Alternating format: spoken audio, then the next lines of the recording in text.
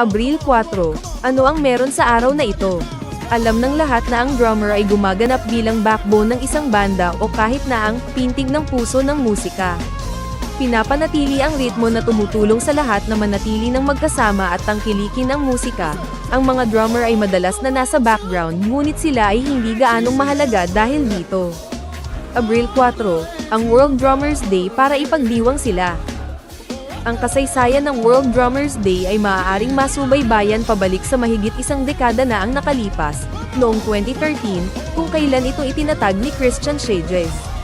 Si Schages ay isang propesyonal na guro ng tambol na may sariling paaralan ng drumming na matatagpuan sa Germany, na may pusong maglunsad ng isang araw upang magbigay galang sa mga drummer sa buong mundo. Ang World Drummers Day ay ipinagdiriwang tuwing ika-4 ng Abril, o 4 quarters, na nagsisilbing isang maliit na tango sa timing na unang natututo ng karamihan sa mga drummer dahil ito ang pinakakaraniwan at kadalasang pinakasimple. Dahil ito ay itinatag, ang araw ay lumago sa saklaw at katanyagan, ngayon ay ipinagdiriwang hindi lamang sa Alemanya at iba pang mga bansa sa Europa, kundi pati na rin sa Africa at iba pang mga lugar.